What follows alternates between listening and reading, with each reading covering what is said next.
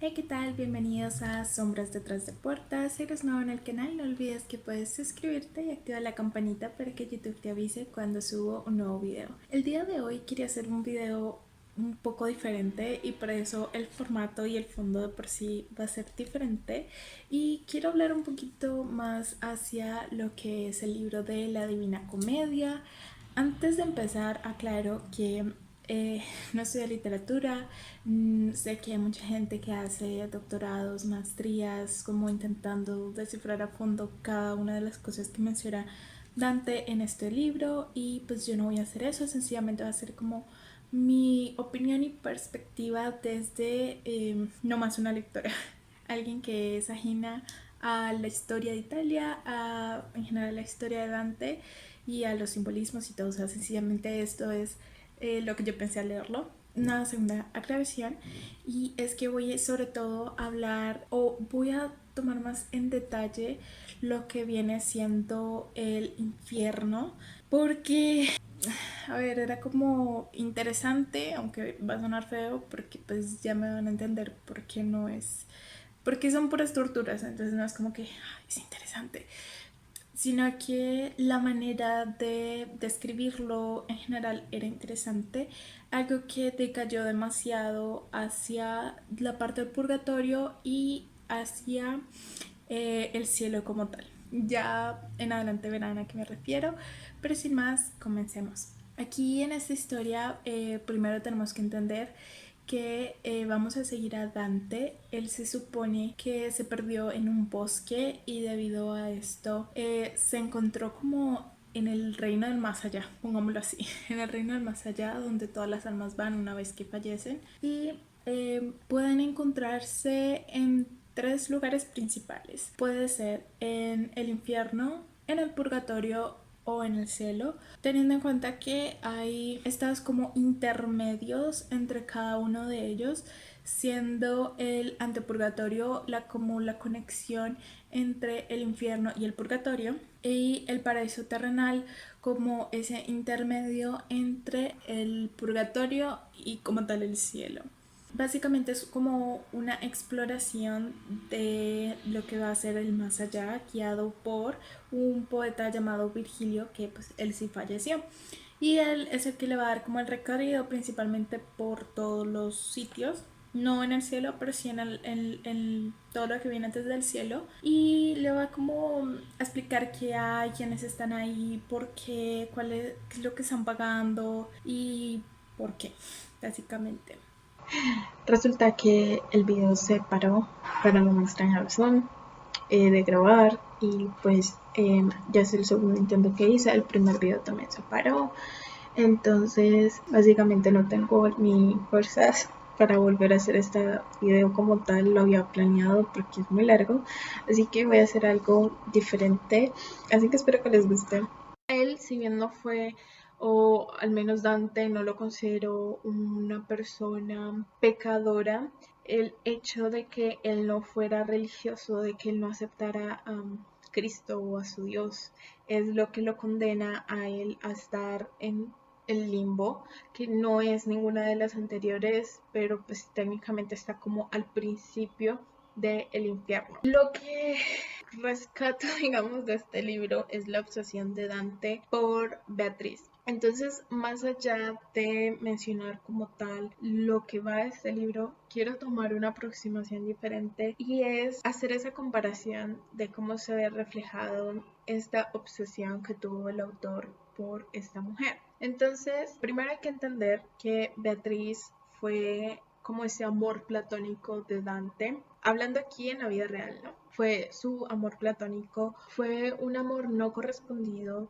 y esta mujer incluso contrajo un matrimonio con otro hombre y falleció. Él después de esto pues se casó, estuvo con otras personas, pero luego escribió lo que vendrá siendo esto de la Divina Comedia, donde básicamente podemos observar la obsesión, o digámoslo en términos más coloquiales, la traga maluca que tenía Dante hacia Beatriz. ¿Por qué? En primer lugar nos encontramos con que Dante, por razones desconocidas, que está caminando, se perdió y terminó en el más allá por alguna razón, está en un punto de peligro. Está frente a unas fieras que lo van a atacar y aparece Virgilio a rescatarlo. Lo que le dice Virgilio es que hubo una mujer en el cielo que le pidió expresamente que bajara a guiarlo a través de todo el infierno hasta el paraíso donde podía encontrarse con él. Así que Virgilio, que ya había hecho ese recorrido, pues en el libro lo mencionan varias veces, no lo haría o no lo hubiera hecho si no hubiera sido Beatriz la que se lo pidió, porque pues es una mujer hermosa y fue capaz de convencer a Virgilio gracias a esto de que ayudara a Dante a guiarlo a través de todo el infierno y el purgatorio también. Entonces aquí vemos como esta primera instancia de qué grado de obsesión tiene y no sé, y esperanzas, no sé si realmente el autor pensaba que de alguna manera Beatriz sí lo quería o fue su manera de plasmar su amor no correspondido y demostrarlo como lo que pudo haber sido. Y se plasma en este primer escenario porque se dice que básicamente ella al ver que él ha estado en el infierno, ¿cómo se entera? No lo sabemos. ¿Cómo Beatriz se da cuenta que Dante terminó en el infierno sin estar muerto? No sabemos, pero bueno. Ella de alguna manera se entera y lo primero que hace es buscar socorrerlo. Y como ella no puede ir directamente, manda a alguien para que lo guíe, lo convence. Y el autor la muestra de tal manera de que gracias a su belleza es que la gente consigue, pues su belleza no solo externa, sino que después van hablando también como que una belleza espiritual es la que logra que ellos accedan a este requerimiento que ella está pidiendo de bajar y guiarlo. Aquí es una travesía de Dante durante el infierno y el purgatorio para llegar hasta Beatriz, porque ella quería estar con él y pues mostrarle el cielo, supongo. Así que le pidió que hiciera este recorrido y básicamente él está aprovechando a recorrer esos diferentes espacios, conocer a las personas que están ahí y darles como una vida más allá. Es muy curioso, porque él lo menciona como que cada vez que se encuentra alguien en el infierno o en el purgatorio, les dice como cuéntame quién eres y qué hiciste y cuando vuelva a la vida escribiré sobre ti. Entonces es como su manera de, si las personas quieren que están ahí, que su historia sea escuchada, pues háblenme. Entonces, a través de estos círculos, él va a ir conociendo diferentes personas, va a ir conociendo qué pecados cometieron para estar ahí y también pues qué tortura es la que se le da. Y para dar como una imagen de cómo se maneja el infierno, este está subdividido en 9 círculos. Como les digo, al inicio está el limbo, donde está la mayoría de personas que no fueron religiosas, que no hicieron nada ni bueno ni malo, entonces bueno no merecen estar en el cielo, nada malo tampoco merecen estar en el infierno. Entonces están como en este sitio oscuro del que no hay salida y donde se menciona que las únicas pocas personas que pueden salir fue como que un ángel o Jesús, algo así. La sacó por algo de los méritos que hicieron en su vida, pero bueno, básicamente aquí están varias personas pues que ni cometieron infamias, pero tampoco hicieron mérito. Ya de ahí en adelante es donde hay una criatura que enrolla la cola y dependiendo de cuántas vueltas hace, no van a estar en un círculo más alto del infierno y está categorizado por los diferentes pecados que hicieron y por ende pues los castigos van a ser más altos. Entonces después del limbo tenemos el segundo círculo que va a ser el de la lujuria. Aquí más o menos mencionaba como que las almas eran azotadas por negros vendavales. De ahí pasamos al tercer círculo que es el de la gula, que pues eran castigados por una lluvia eterna, helada y como mezclada con granizo y pues que obviamente no tenían de dónde resguardarse En el cuarto círculo tenemos la avaricia, las personas que fueron avariciosas y la prodigalidad.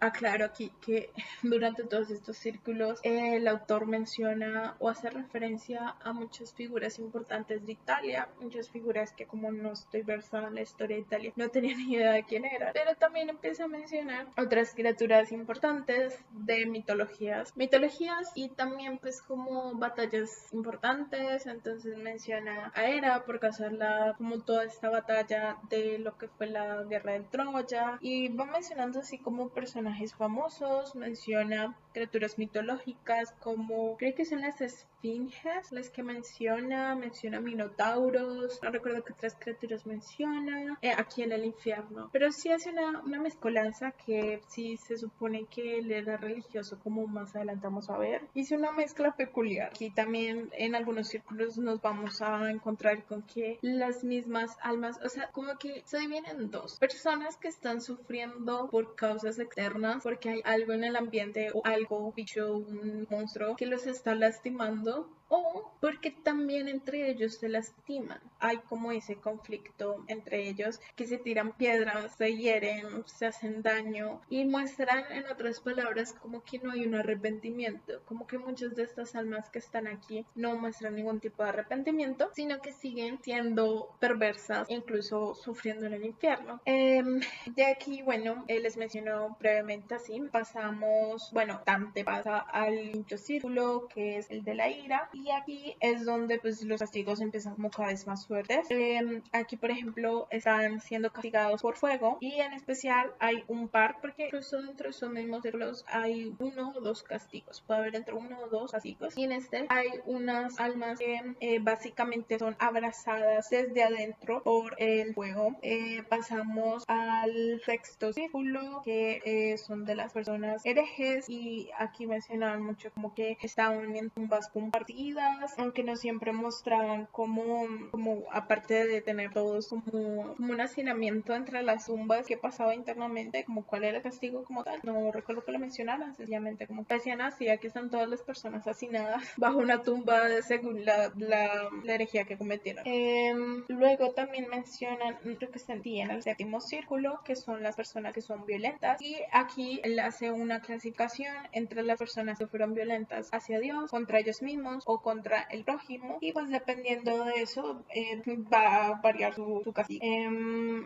También es algo que quería mencionar, como aparte de por qué hago este recorrido así rápido, porque tengo un punto más adelante, pues aquí no es como que se menciona mucho, es que Dante hace como muchas discusiones hacia su propia naturaleza. Digamos que si él sencillamente hubiera descrito las cosas como de manera indiferente hacia los castigos y hacia la crueldad que estaban recibiendo las almas, daría mucho que desear, ¿no? Pero entonces básicamente le empieza a hacer también discusiones de, ay, pero es que pobrecitas. Entonces Virgilio el que les dice como, estás teniendo pena por esa alma cuando no sé, atentaron contra Dios, atentaron contra la vida de otra persona, o no sé, como que le recuerda el castigo y les dice como, recuerda que Dios, vuelve, les digo, Dante era una persona muy religiosa, entonces es como que recuerda que Dios, en otras palabras, como Dios es sabio y Dios elige sabiamente los hijos y se lo merecen y no les tengas piedad, básicamente. Pasamos del séptimo círculo al octavo, que en el octavo son los fraudes. También están rufianes, seductores o aduladores, y aquí el castigo pues se diversifica, porque como hay diferente gente de fraude, pueden ser tramposos, puede ser gente que roba, ponen también adivinos. Entonces aquí los castigos sí se ven muy diferentes entre sí, muy diferentes. Hay gente que está enterrada en pozos, hay gente que son monstruos los que los hieren. Ay, castigos cada vez, como les decía, cada vez más sangrientos, terribles. Recuerdo que había uno que mencionaba que estaba al revés, o sea, que tenía la cabeza al revés. Hay otros, por ejemplo, que estaban abiertos por completo desde la barba hasta el pubis. Mencionan que se le veían los órganos, que tenían los intestinos colgando. No sé, son cosas muy horribles que tú dices, este es el pensamiento religioso del infierno y de los castigos, no sé. Pero bueno, voy a pasar rápidamente al noveno círculo. aquí estaban las personas que fueron, que traicionaron. Entonces, pues pone obviamente personajes como reconocidos. Creo que pone a Caín, si mal no estoy.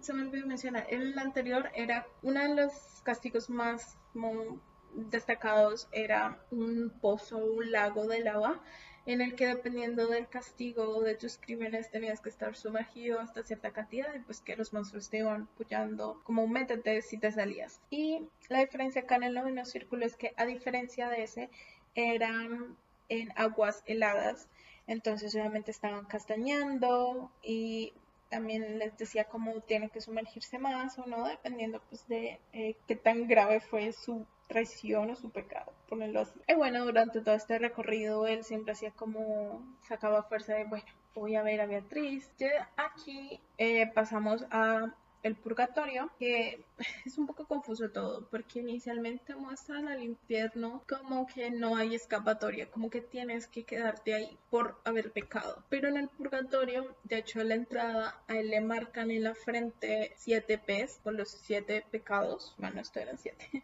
Puedo estarme equivocando, pero creo que eran 7. Y básicamente él, a medida que iba como superando cada uno de estos pisos de los supuestos pecados, se le iba borrando esa P. Y se supone que las personas que están acá en el purgatorio están limpiando su pecado por la cantidad de tiempo que lo cometieron. Pero entonces no queda muy claro si es que son personas diferentes, si es que son personas que van al infierno y hay otras que van al purgatorio si el pecado no fue tan grave. O si las personas que están en el infierno después de cierta cantidad se define, sí, ya puedes ir al purgatorio y pasar tu tiempo allá como penando, como no sé qué definición hay para eso, la verdad, pagando por tu pena, por tu pecado, no sé, no lo define, pero bueno. Aquí, como les digo, vamos a atravesar diferentes pisos y en cada piso se supone que hay gente pagando uno de los pecados principales.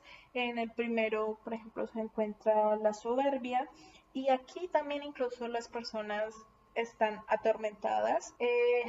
Aquí creo que había uno que tenía que cargar piedras y no pueden dejarla soltar, no importa qué. En el segundo era la envidia, era el segundo pecado como que tenían que pagar. El tercero era la ira y no me voy a detener mucho porque pues básicamente son como torturas, diferentes torturas supuestamente según el tipo de pecado que hiciera. Después del tercero, el tercer aro, viene el cuarto, que es para las personas que fueron perezosas. El quinto es para los que fueron avariciosos. El sexto es para la persona que su pecado fue la gula. Y este sí recuerdo muy bien que el castigo era que no podían comer absolutamente nada y que en este piso había lo que vendrá siendo como el árbol, creo que le llaman del bien y el mal, no sé, del que se supone que Eva mordió una manzana en la religión, ¿no? Y obviamente pues como no pueden comer nada es como que ese deseo pues de comer de ese fruto porque pues no tienen nada que comer.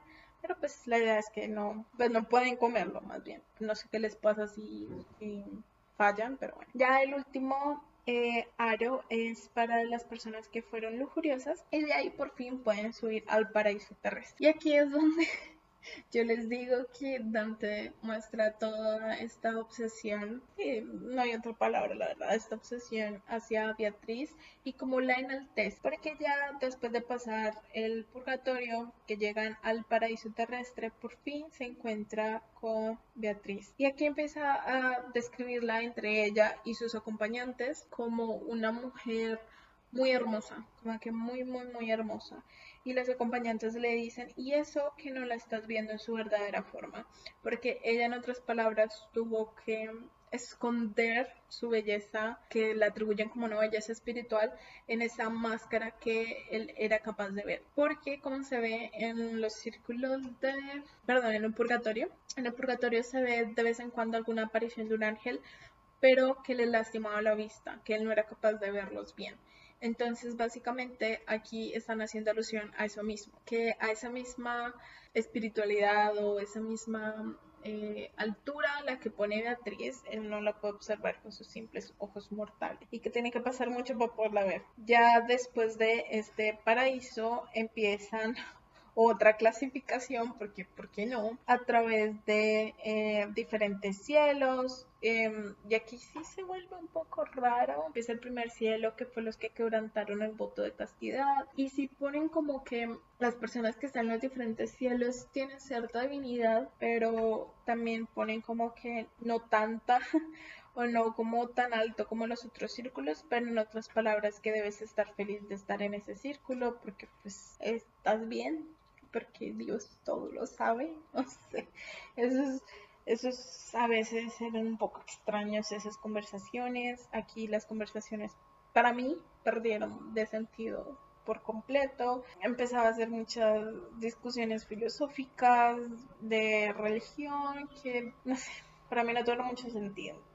Solo los voy a mencionar por esto el número y el nombre de los diferentes cielos, porque quiero llegar al último cielo para cerrar este video con la idea que quería traer el día de hoy. Entonces, el segundo cielo se llama de Mercurio y se llama espíritus activos y benéficos. Cabe aclarar que aquí en lo que es el paraíso también empiezan muchísimas menciones de la mitología griega y romana, muchas más de las que ya habían. Comentarios como el dios de la aurora, no sé cómo se llama, el dios Júpiter y en otras palabras que gracias a este dios veo la estrella, gracias a este dios hay sol, gracias a este dios hay luna. Y se supone que Dante era, no sé, una especie de cristiano o católico, ya no recuerdo, pero esa combinación con la mitología griega romana un poco sospechosa, pero bueno. Después está el tercer cielo o de Venus, que es espíritus amantes. Luego sigue el cuarto cielo o del sol, doctores en filosofía y teología. Quinto cielo, que se llama mártires de la religión. El sexto cielo y el séptimo cielo o de Saturno, que es para los espíritus contemplativos. Vuelvo y digo, aquí hay muchas conversaciones a veces un poco sin sentido, a veces como que castigaban a Dante por estar contemplando la belleza y otras discusiones filosóficas. Bueno, el octavo cielo, que es para espíritus triunfantes, y creo que me queda un cielo más, sí, el noveno cielo o cristalino, que es para las jerarquías angélicas. Y aquí es donde estalla muchísimo más esa exaltación hacia Beatriz, porque a través de que pasamos cada cielo, como que Dante ponía que Beatriz se iba deshaciendo de poco a poco esa capa de recubrimiento que impedía mostrar toda su belleza y para que pudiera contemplarla en todo su esplendor. Y en este noveno cielo es donde la describe muchísimo más bella que todo lo demás. Y algo que me sacó muchísimo es porque en este noveno cielo hace, como bien se llama, una jerarquía, y obviamente en estos cielos tú vas viendo que María, que José, que no sé, personajes bíblicos. Y obviamente pues en este noveno se supone que están como los más importantes, obviamente se supone que está Dios y serafines, querubines, ángeles, como lo más espiritual, más alto que pone la religión. Y ahí, en eso más alto, es donde pone a Beatriz. Obviamente no la pone en el lugar de Dios porque ya eso sería mucho, pero sí la pone, creo que es en tercer lugar, si mal no recuerdo, de esa jerarquía, como dentro de lo más importante de esa jerarquía religiosa, espiritual y como lo más de lo más. Y es donde se termina de observar toda esta, vuelvo y digo, sé que estoy repitiendo mucho, pero es que se nota muchísimo la obsesión que tenía Dante por Beatriz. O sea, poner a ese grado a esa mujer, y por eso que voy a mencionar, digo yo, que de pronto él lo que hacía era o estaba muy engañado o era lo que él esperaba que hubieran sido las cosas, como hubieran sido las cosas.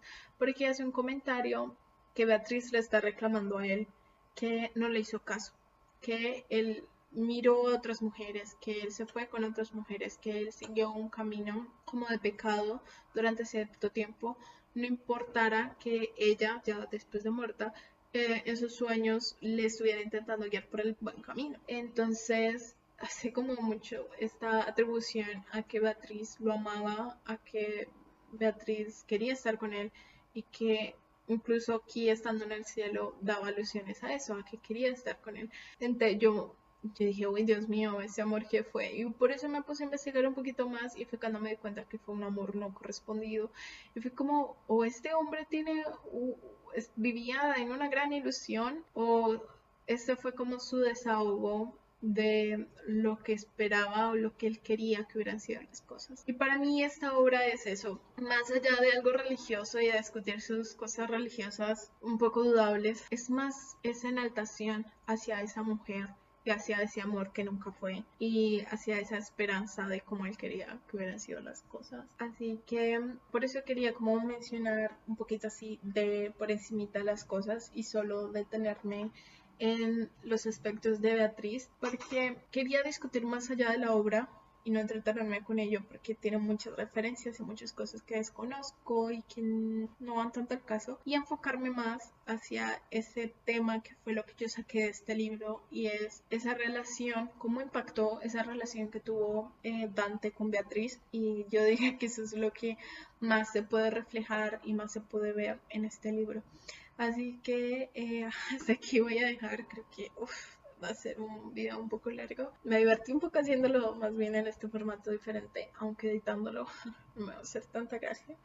Y bueno, eso es todo por hoy. Espero que les haya gustado y nos vemos pronto en otro video. Adiós.